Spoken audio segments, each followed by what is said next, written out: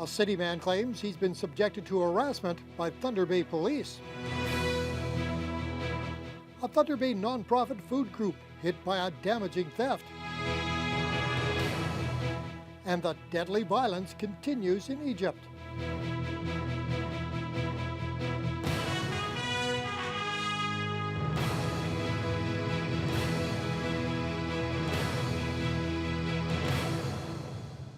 Good evening and thank you for joining us. A city man who has taken the Thunder Bay Police Service to both the police watchdog and the Human Rights Tribunal says he feels he's being targeted by police. Richard Burns has had success in both of his earlier cases against members of the local force. And throughout that period, he alleges he's had as many as 100 run-ins with police. As Dennis Ward reports, the Office of the Independent Police Review Director will once again conduct an investigation. Richard Burns alleges he's being harassed by the Thunder Bay Police Service and says he has been for more than a decade. Burns believes the compensation he received from a human rights case against the force is behind many encounters with police. He also believes that's why he was arrested in 2011. That incident led to a Thunder Bay Police disciplinary hearing, which resulted in 2 officers being found guilty of unlawful exercise of authority. Since that ruling, Burns says he's had as many as 20 encounters with police. Traffic stops. 3 of these encounters resulted in them coming to my home. Most recently on July the 16th. And there were suggestions that the vehicle that I was driving was going to be seized, which had previously occurred and required a Superior Court action, forcing the police to release the vehicle and cover the vast majority of the storage and towing charges for it. Burns claims he's had 24 tickets issued to him for traffic offenses, and he claims all of them have been thrown out or canceled, but he believes the tickets are just a tool of harassment. None of Burns' most recent claims have been proven in court. However, the Office of the Independent Police Review Director sent Burns a letter earlier this week stating they will investigate his latest claims into the conduct of the local police service. However, Burns still feels there is a failure in the process. It's up to the OIPRD and the Human Rights Tribunal to ensure that people who access the system are not becoming victims of reprisals. So that if you file a police complaint, suddenly you're being pulled over, your roommates are being pulled over. Thunder Bay Police will not comment on Burns' complaint or the OIPRD investigation, but Police Association President Greg Stevenson says if that investigation leads to a panel hearing, he's confident their members will be exonerated. He says any charges laid against Burns by their officers are simply a case of them doing their job. Dennis Ward, TBT News. A development that would connect Northern Ontario with the rest of the province could face opposition from Native groups if the Ontario Energy Board doesn't reconsider a recent decision. Just last week, the OEB chose Upper Canada Transmission as the company to construct the $600 million east-west transmission line from Thunder Bay to Wawa. Officials with the Pic River First Nation are now disputing that choice, saying it's flat out wrong, ignoring the 6 First Nations communities along the route and their own proposal development for the project. Byron LeClaire is Director of Energy Projects for Pic River. He says the decision to move forward with the Florida-based company doesn't make sense. Involvement was ignored. Ontario involvement was ignored. I don't understand the reasoning behind the decision, and I think that that's what really precipitated the court challenge that Pic River is going to be advancing in light of this decision. It's been like this for a long time. We've always took a second seat to any development. This one is not going to be, it's going to be different. We will be owners of that. Otherwise, we'll put the kibosh to it. The community is now threatening legal action and injunctions to stop the project until the decision is reviewed or until the chosen company carries out their duty to consult and accommodate the impacted First Nations. Members of the Gull Bay First Nation met last night to hear details of the latest settlement offer from Ontario Power Generation. The Gull Bay Reserve has suffered extensive damage due to the building of dams between 1918 and 1950. Close to 180 band members met at the Valhalla Inn to discuss the latest OPG proposal. Back in 2010, an offer of $10 million was turned down by Chief Wilfred King on behalf of Gull Bay. King says last night's membership meeting went well, and the new offer will will now go to ratification vote as soon as next month. King won't comment on the amount of the settlement, but says there's been a definite increase in the amount. Negotiating with Ontario and Canada now on the same process, so we're on the same grievance. So this is only one of three, and I am confident that the community will move ahead and put this behind us. And we had a very good, eloquent speak tonight by one of our elders that wanted to see closure to this as well. King says the damage to the land was traumatic for his community, and any settlement funds will be put to good use for the members. A fire that occurred on Pacific Avenue last night is now being treated as an arson. Fire officials say the case is being turned over to police for investigation. The multi-unit house sustained damage to the roof and the exterior. There was also some heat and smoke damage to the inside of the building. Firefighters were called to the scene on the 500 block of Pacific around 11 o'clock last night. Officials say the blaze started in some furniture that was located outside, then spread to the building.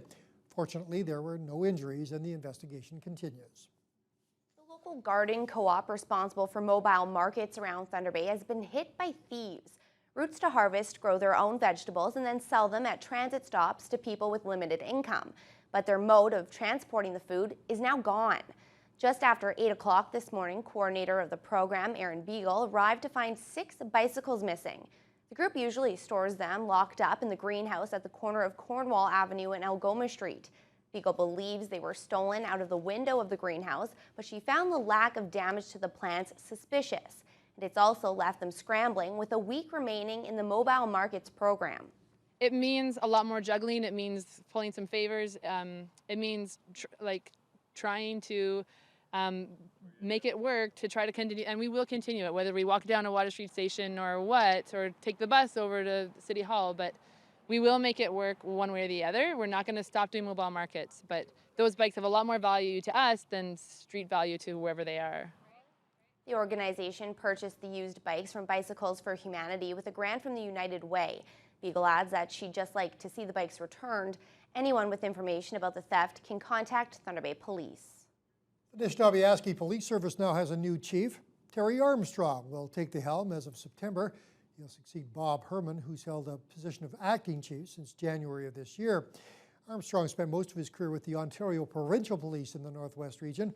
He was also a First Nations constable in Pikangikum for 3 years prior to becoming an OPP officer. Armstrong retired from the OPP in 2010 and was most recently a deputy chief with the Treaty 3 Police Service near Kenora.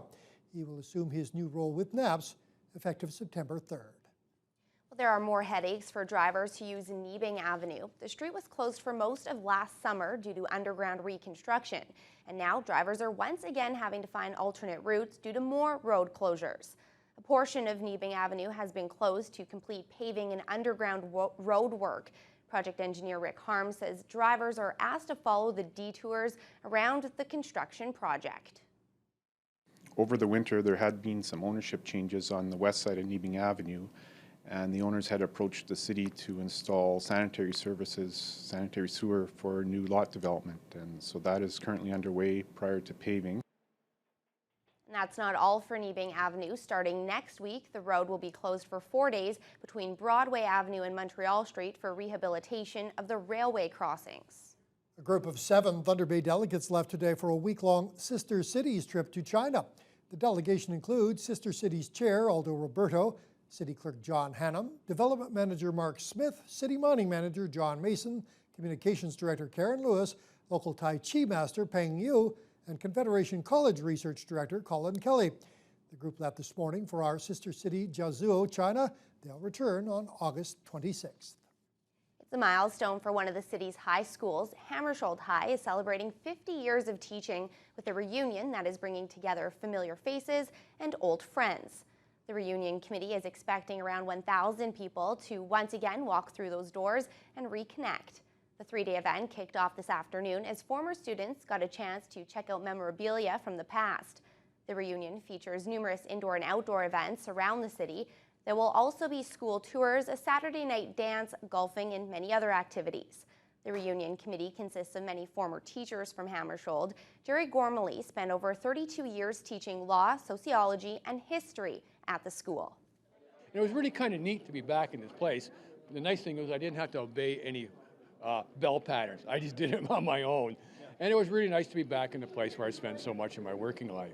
And it was just fun to be here. People want to reconnect with old friends, people want to reconnect with former staff members, and people want to see their old school. I mean, the school has been in the city for 50 years, and people are proud of it, and you can see that people are excited to come in. I can see people already connecting with friends that they haven't seen in a long time.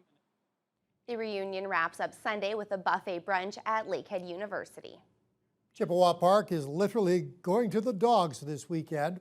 Dogs and their owners are competing at the 9th annual agility trials, and pets of all breeds will be competing for ribbons and for bragging rights. Labradors, border collies, even a bulldog had their moment in the sun while running the course. Now, these types of agility trials have been taking place in the city for more than 20 years. Event organizer Michelle Schultzke has been taking the reins of this competition at Chippewa for 9 years now. She believes that dog agility helps to prolong the lives of their furry little friends, while being a lot of fun at the same time. I think the main reason they come is because they want to build on the relationship with their dogs and to come out and have fun with their dogs. And I mean, that's why we're here. If you're not here to have fun, there's no point in being here. It's a fun thing to do with your dog. The dogs love it. I have 4 dogs and they all do agility. I don't compete with the younger ones, but I do have another boy who's 10 who's going to be competing in the jumpers. Now, the event continues again at 9 in the morning, both tomorrow and Sunday. Some ordinary individuals got to become superheroes today. The second annual Easter Seals Drop Zone had participants scaling down a 14-story building, and the fun event managed to raise thousands of dollars. Tara Allaire reports. The fundraising event saw participants step outside their comfort zone and face their fears by rappelling 14 stories down Maple Crest Tower. Easter Seals Senior Development Officer Rhonda Harrison says they've doubled their numbers from last year with almost 40 participants. She says someone is rappelling 150 feet every 10 minutes. A very unique opportunity. This is something different, something, pretty much like a once in a lifetime pretty much opportunity. And the people going up are a little nervous when they're coming down up, but by the time they're down, they're relieved, and it's the excitement. They're on their little high. 2 of those participants were CKPR Radio's Danny Foresta and Laura Zana. The morning team took on the nerve-wracking challenge, knowing the money raised goes directly to helping Easter Seals kids. I honestly was not scared, and I had a great hold on that lever, then you just control your pace down. I felt great. The scariest part is getting your feet on the edge of the ledge, because that's where you lean back and you really trust the ropes. So that's, for me, is the most crucial part. Once you're there, you're good to go. So, except for the height part, which I keep my eyes closed all the way down.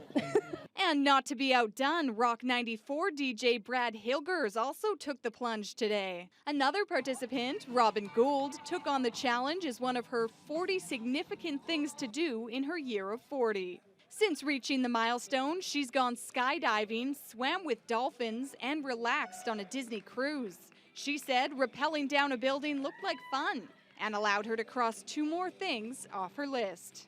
One of my other significant events was raising the money for this, because I raised over $2,500. So amazing support from my friends and family, and I just have to thank them so much for making me able to do this today. Lots of speed, actually. I was happy to get some speed and be able to bounce off a little bit. It was good. Since 2005, nearly 6,000 superheroes across the country have taken part in Drop Zone events. To date, they've raised more than $10 million for Canadians with disabilities. Tara Allaire, TBT News. At least they had another gorgeous day for it.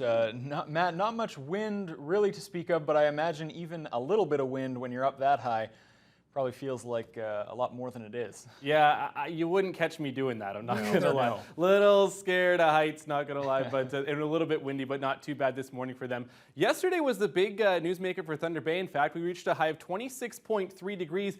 We were the hot spot in Ontario. Yeah, we were the hottest spot in all of Ontario, so that beautiful weather finally paying off and feeling great. So give yourselves a pat on the back, Thunder Bay, for reaching that high yesterday. Let's have a look what's happening across the region right now. Again, still beautiful conditions for most of the region. 27 in Dryden, 26 in Fort Frances, all the way along the western part of the region. A little bit cloudy up in Red Lake. Now they're seeing that's going to cloud over and continue to cloud over tonight, probably into this evening and tomorrow. 27 degrees in Pickle Lake. The rest of the region, again, pretty beautiful. Marathon still at 17 degrees with that wind coming from the south, coming off the lake, keeping things a little bit cooler. But for the most part, Greenstone down into Sault Ste. Marie, 26 degrees and mostly sunny skies. Today in Thunder Bay, we hit a high of 27 degrees, mainly sunny. Again, Brian mentioned that wind earlier. We gusted up to 21 kilometers an hour, but that 5 was earlier this morning, so hopefully, yeah, with the repelling, it wasn't too bad or didn't make anybody too nervous up there. Tonight, movie nights are back at Marina Park. Yes, Prince Arthur is landing tonight. Back to the Future 2 is your feature film this evening. The sun has been setting around 9 o'clock, so they're going to start the movie around dusk. So again, the last few nights, had to look it up, but the sun's been setting about 9, 10 after 9, quarter after 9, so get down there early enough to get a good seat for that one. Going to be another good movie, and the temperature is going to be beautiful. 19 should be about 17, 16 degrees by the time the movie finishes, but that wind is going to come, again, south off the lake, so you might be best off bringing an extra blanket or an extra sweatshirt in case it does cool down just a little bit. This evening, overnight, we're going to drop down to 12. A few clouds, but again, mainly clear. Wind's not going to be too much of a factor this evening, and moving into the first part of your weekend tomorrow, that hot surge, it's going to come all the way up into the region. Jet stream is going to be just above Thunder Bay. We could see a few showers into Sunday, but other parts of the region will have some showers possibly tomorrow. I'll have more on that coming up later in the news hour. All right, thanks very much, Matt. Well, more deadly violence in Egypt today, in a country that many believe is now poised on the brink of civil war. We'll have details on that story and more for you as your news hour continues. Soon, in the thousands, they converged on central Cairo. Soon, the violence many feared broke out.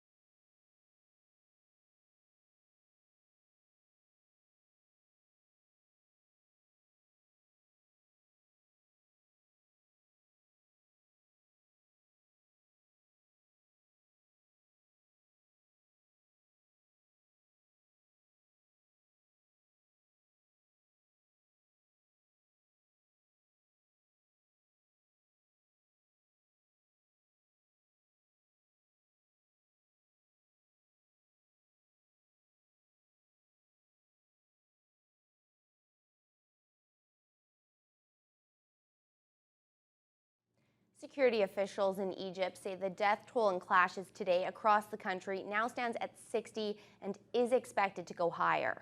Violence erupted after protesters took to the streets responding to the Muslim Brotherhood's call for a day of rage following the death of 683 people yesterday. Nala Ayed has the latest. With a combustible day looming, the military dispersed widely.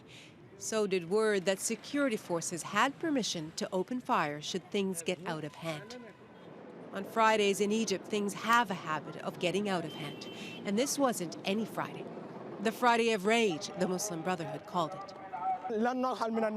We will not leave the squares, he says. We are here because of our brothers who died. We want to bring them justice. Some of the hundreds who died in Wednesday's ferocious crackdown were only buried today, seen as martyrs in a struggle to undo the military overthrow of an elected but deeply unpopular president. Where is democracy? Where is our vote? Soon, in the thousands, they converged on central Cairo. Soon, the violence many feared broke out. Gunfire erupted in many parts, sometimes by police and also military. Casualties started mounting. The worst violence, though, was in Cairo's Ramses Square, where at a huge gathering, a nearby police station was apparently attacked. That drew helicopters and a hail of bullets, some of it delivered by those plainclothes policemen up there. At a nearby mosque, suddenly field hospital and morgue, the bodies quickly piled up. The few doctors quickly overwhelmed. This doctor says they had nearly 30 bodies and a very large number of wounded. It was only early afternoon. On local television, unverified images of what was reported as Muslim Brotherhood protesters with their own guns. Many policemen were also apparently killed today. The Brotherhood insists their protests are peaceful and will persist in Cairo and beyond. The Friday of Rage wasn't only a display of anger, but also to prove their presence. Nala Ayed, CBC News, London. Canadians with family and friends in Egypt are closely watching what's happening. Many had high hopes for a peaceful transition to democracy. Ron Charles reports. During the Arab Spring of 2011, Nadia Alexan and her friend Nabil Malik were hopeful. The two Egyptian Coptic Christians living in Canada were happy to see the end of Hosni Mubarak's 29-year presidency. It's about time because the dictatorship is no good for the people, especially a corrupt dictatorship. Today, Alexan's hopes are all but dashed as she watches protesters set fire to Coptic churches. She says she is saddened by the deaths from the military crackdown, but she blames the recently deposed President Mohamed Morsi and the Muslim Brotherhood. The Muslim Brotherhood has hijacked the revolution, and although they said they would be inclusive, actually what they did is they wanted to impose their own backward religious ideas on the whole nation. Egyptian Canadian Ahmed Deef couldn't disagree more. He too was once hopeful. Arab Spring. During this CBC interview last year from Cairo, where he was working with Morsi's new government. We are now free Egyptians who can decide for the future of Egypt. Now his hopes are dashed as well. Imagine after tasting the sweetness of that and having all these dreams, suddenly you find the military regime coming back again in its most wildest form, in the form of a coup. But many people from Egypt who have lived in Canada for decades are on neither side of the conflict. They say they only hope their homeland doesn't tear itself apart. To actually see it escalate the way it has over the last few days is actually very saddening. It's not a life, really, so hopefully it's going to end soon. But with no sign of when it will end, they can only watch and worry from afar about what's to come. Ron Charles, CBC News, Toronto. A Nova Scotia woman is living a nightmare. Several months ago, she had a mastectomy that she didn't need. It was an unnecessary surgery, a difficult recovery, and she has questions nobody can answer. Today, she's speaking out. Yvonne Colbert has more. When I got the phone call saying that it was cancer, it just it just shook me. And that's because there was no history of cancer in her family. She'd had unusual mammograms before, but it was just calcium tissue. She was given 2 options and chose a mastectomy because she was told it would lessen the chance of cancer returning. But dealing with it was tough. Every time I changed, every time I got a bath, got ready for bed, it was just like, I can't believe I'm doing this. This can't be real. But it would become even more unreal almost 2 months later when she met with her surgeon, who told her the diagnosis and surgery were a mistake. She said the good news is you don't have cancer. Bad news is you lost your breast. So I was just stunned again. I worked in the healthcare field, and so I worked in the hospital, so I know about mistakes. But when she told me that the files had been switched, I just couldn't understand how that could happen. She says she has no physical pain, but Because I'm not complete. I mean, I'm not the same. And she is getting help to deal with the situation. Angry, afraid of ever having anything done again. Fisher was stoic throughout our interview and only became emotional when talk turned to her family. They've been really supportive. And I don't think I could have done it without them. Her sister Lynn was with her today, as she has been throughout the ordeal, which she calls gut-wrenching. There's no going back. We can't take back any of what has happened since January or February of this year. It is her reality every day, the rest of her life. Fisher has hired a lawyer and plans to sue the hospital. Yvonne Colbert, CBC News, Halifax. More revelations today about the scope of eavesdropping by the U.S. government. The Washington Post says the National Security Agency broke privacy rules or overstepped its authority thousands of times. Artie Pohl has the details. Top secret documents and an NSA audit obtained by the Washington Post reveal the agency broke privacy laws thousands of times. The documents provided by NSA leaker Edward Snowden back in May show the agency was engaging in the unauthorized surveillance of Americans and foreign intelligence targets in the U.S. The audit, dated May 2012, shows more than 2,700 incidents in the preceding year. In a statement emailed to the CBC, the NSA says that number is above average, but there are a variety of factors that could cause a spike, such as the implementation of new procedures, changes to the technology or software in the targeted environment, or unforeseen shortcomings in their systems. The report indicates a majority of the violations were unintended, caused by either so-called operator error or people not following standard procedure. But in some cases, the violations were serious. The federal surveillance court that has jurisdiction over the NSA ordered it to destroy, after 5 years, all the call data records that it gathers on innocent Americans. And it did not do that. In response to the report, the NSA says when there are mistakes in the carrying out of its foreign intelligence gathering mission, those issues are reported internally to federal overseers who then aggressively try to get to the bottom of it. Also, last week, U.S. President Barack Obama unveiled new steps in order to improve the oversight of surveillance. Artie Pohl, CBC News, Washington. Most of us have had complaints about the state of roads here in Thunder Bay and across northwestern Ontario at times, but you may want to consider after you see this, because this is something you don't want to see on your morning commute. It may be the worst road in Russia right now. It's about 300 kilometers northeast of Moscow. It was heavily damaged by spring flooding. Road crews are still trying to fix the damage, but in the meantime, for those driving, better to walk. On the markets today in Toronto, TSX up another 32 points. It finished the week at 12,736. Dow dropped 30 points to 15,081, and the Nasdaq slipped 3 points to 3602. The Canadian dollar fell a third of a cent. It closed at 96.72 cents U.S.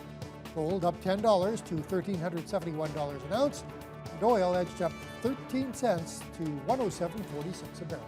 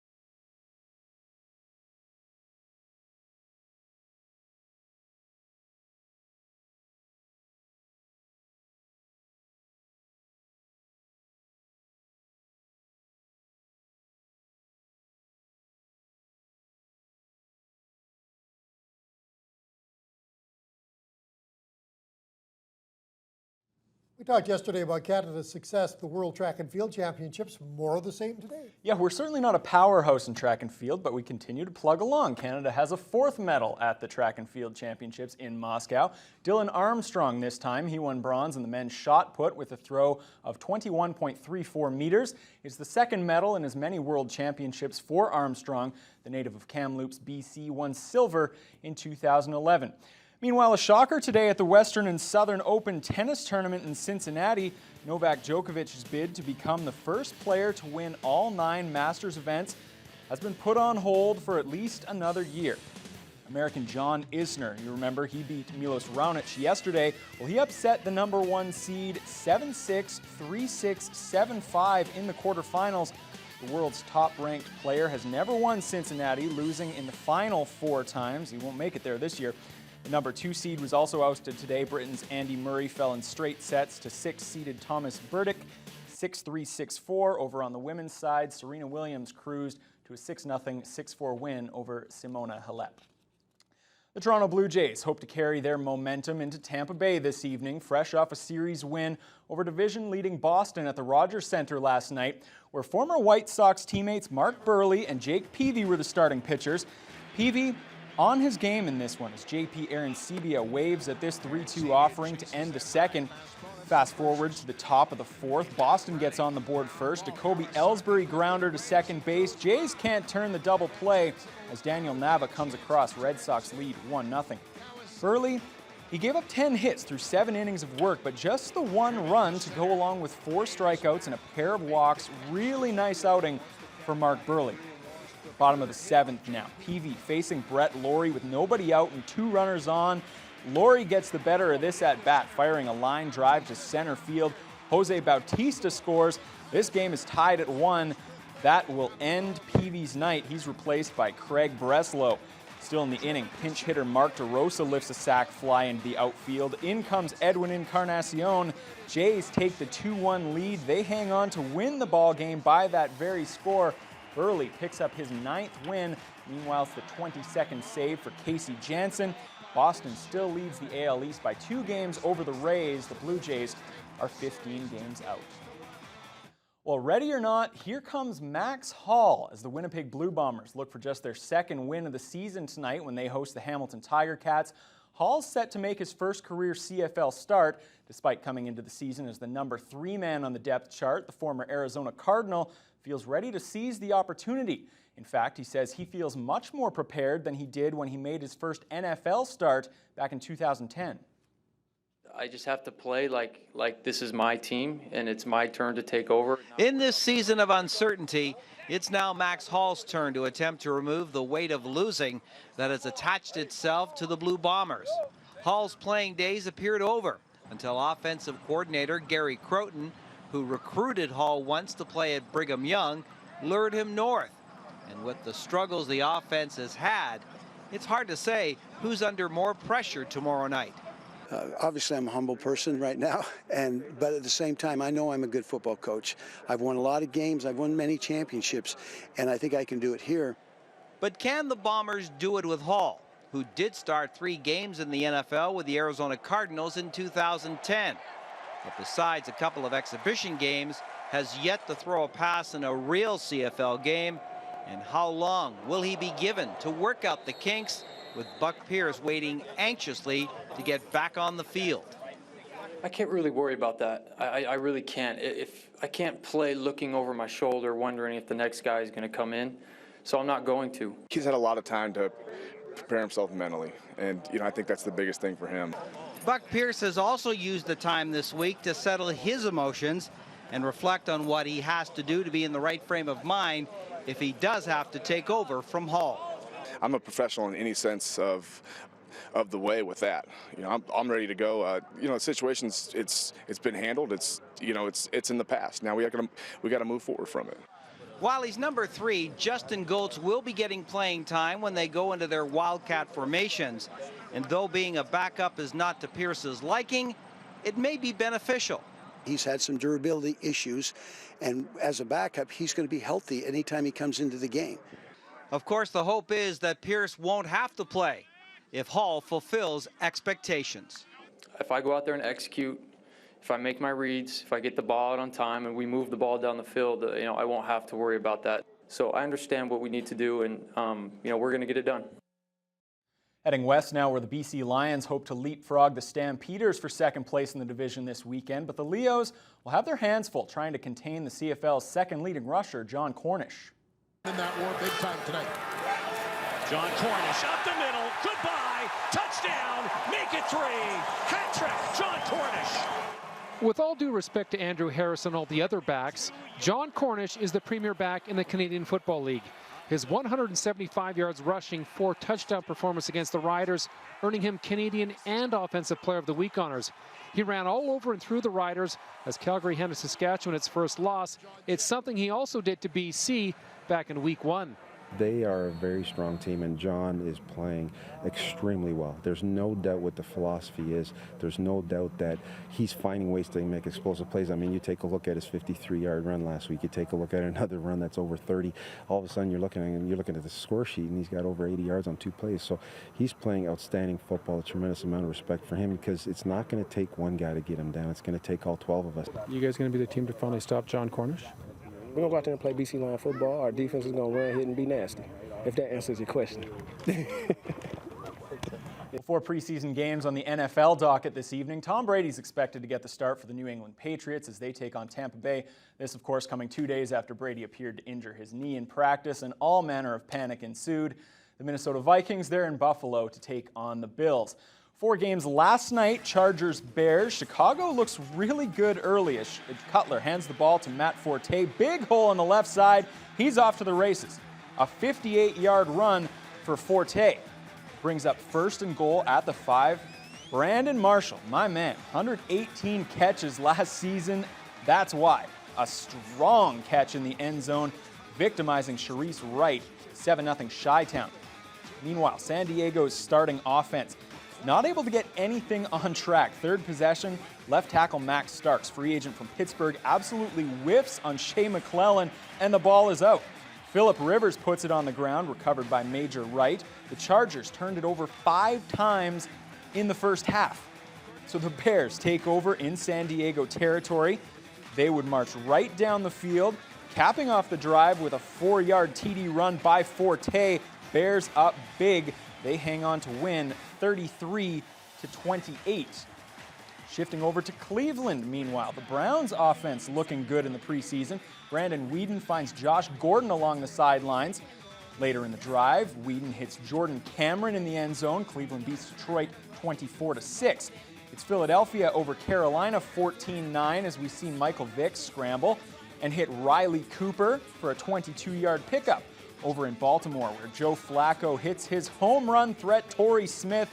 He takes a quick slant and turns on the Jets, outracing Atlanta defenders. He's pretty quick. Ravens hold off the Falcons 27-23. Back to baseball now. The Philadelphia Phillies have fired longtime manager Charlie Manuel. The 69-year-old led the team to a World Series title in 2008 and brought the Phillies back to the series in 2009. But this year's team is out of the pennant race and in a tailspin since the All-Star break. Manuel's replaced by Hall of Fame second baseman Ryan Sandberg, the Phillies' third base coach. To Williamsport, Pennsylvania now, where Canada opened the Little League World Series against Chinese Taipei. The Canucks fall behind early after surrendering a hit and a walk in the first. Hurler Angus Adams facing Shi Chi Chu at the dish. He gets a hold of the 2-2 pitch and absolutely crushes it. A 3-run bomb to straightaway center gets the Asia Pacific representatives on the board. That was just the beginning. Canada falls 10-2 to Chinese Taipei. They'll take on the loser of today's Japan versus Europe and Africa game. That goes tomorrow evening at 6 o'clock. So hopefully they have some better luck tomorrow. All right, thanks, Ryan. Okay. Tonight on CKPR Thunder Bay, Mr. D. Jerry himself experiences what Barry is known to happen every now and then. His dates get interrupted. Here's Teletalk. Tonight on Global Thunder Bay, starting at 8, it's Bones, and a very pregnant Brennan investigates a body from a prison. Then at 9 on Hawaii 5-0, while on a fishing trip, McGarrett and Danny's boat is hijacked. And at 10, 16 by 9 takes a closer look at current affairs and the stories that affect Canadians. Over on CKPR Thunder Bay at 8 on Mr. D, Jerry's date is interrupted by an old friend. At 8:30, Ron takes a strict but fair look at parenthood on The Ron James Show. Then at 9 on the Fifth Estate, a daughter's quest to solve her mother's murder reveals family secrets. And at 11:35, George gets Southern fried with good old boy Billy Ray Cyrus. Teletalk is brought to you by Points, the traffic ticket specialists.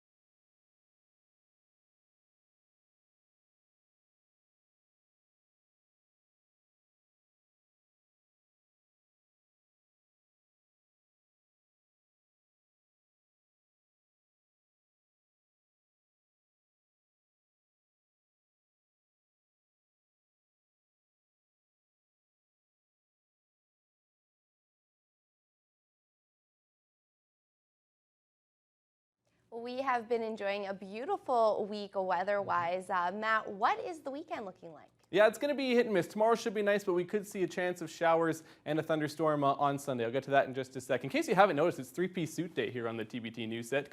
Holly not taking part because, well, she's way better looking and more stylish than all of us. So there you go. Thunder Bay, let's have a look. Today's high, 27 degrees.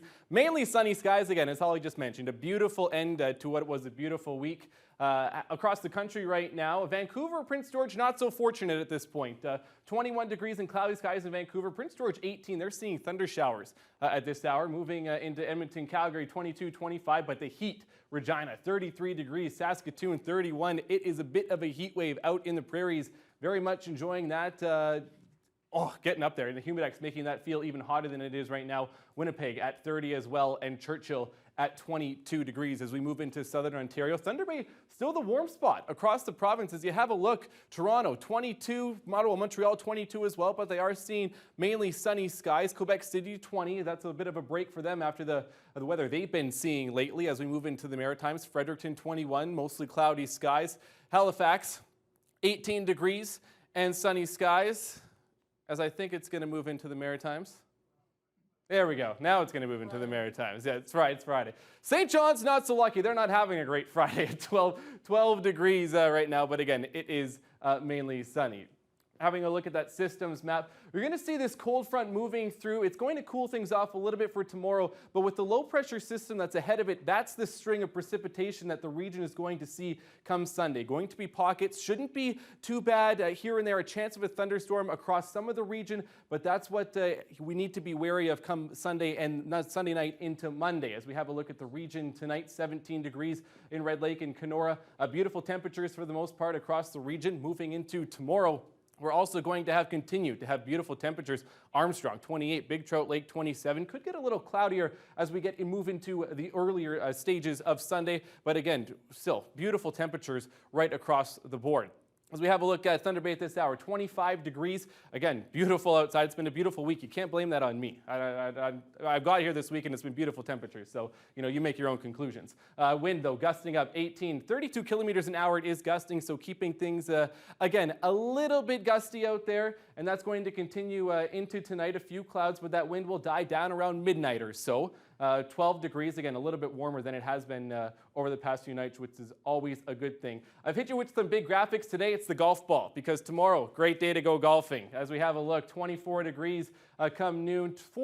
By 4 o'clock, it's going to be about 25. So again, another great day to go golfing. You might want to get that in, because on Sunday, it is going to be just a little bit wet. And I'll explained that here in the 5-day forecast. We are going to have a UV index of 7, so if we are going out to the golf course, going out to camp, wherever it may be, if you're outside, again, grab some sunscreen because you're going to need it. This is where that chance of a thunderstorm comes in on Sunday. The temperatures are going to remain beautiful, but Sunday night into overnight into early Monday morning is when we could see a chance of a thunderstorm. In the afternoon on Sunday is when we could have some showers as well. So be prepared for that. Again, it's been nice. We've been spoiled, but that could happen. Monday, those showers are going to continue. Again, the temperatures remain beautiful, 26 and 28 into Tuesday. We're going to see some humid X's up into the 30s. So again, be careful. But again, beautiful weather right now, 27 and then into Wednesday, 27 into the middle of next week, going to remain very hot. That's coming up from the state. So hey, be prepared for that rain on Sunday. But again, temperatures are going to remain beautiful.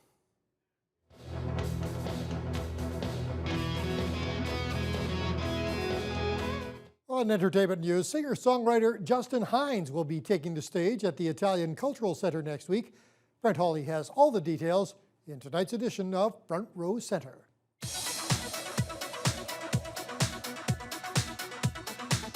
Well, hello, this is Front Row Center. I'm Brent Hawley, letting you know what's happening in the community of Thunder Bay once again. Mark this one down on your calendar. You're going to want to check it out. It's going to be a great concert, and it's for a great cause. There's a gentleman by the name of Justin Hines. He's coming through the city. He's actually doing a North American tour, and he's going to be performing at the Italian Cultural Center next Tuesday, August the 20th.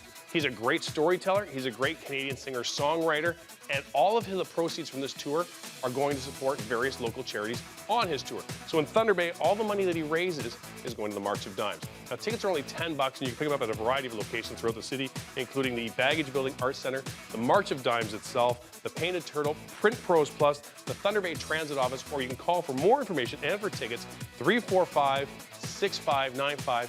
Get your tickets today.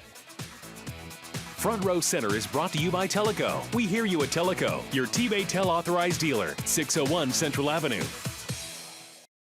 All right, we've all suffered at one time or another from jet lag, but we now have a novel new way to combat it. All you need is a real big suitcase. Details when we return.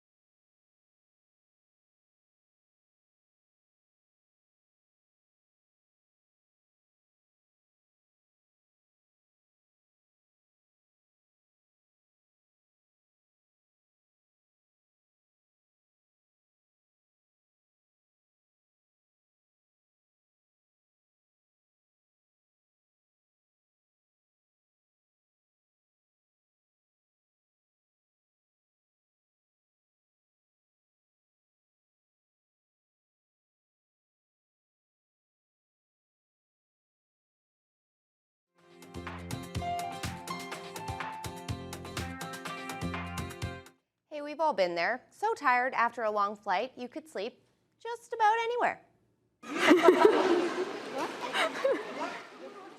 This young Russian girl didn't hold back, completely passing out on her dad's suitcase. The girl is getting an early 15 minutes of fame. The video is one of today's internet favorites. You can see why. It's truly amazing. It was, I don't know whether you could hear the background noise at home from the video, but the entire terminal was just lighting up over this, and the fact that she could sleep through that is amazing in and of itself. No kidding. She must have been really tired. No kidding. In news tonight, Thunder Bay man is once again claiming harassment from the Thunder Bay Police Force after going through more than 20 encounters over the past couple of years. It's a case that is now under investigation. And that's all the time we have for you this evening. Have a great weekend.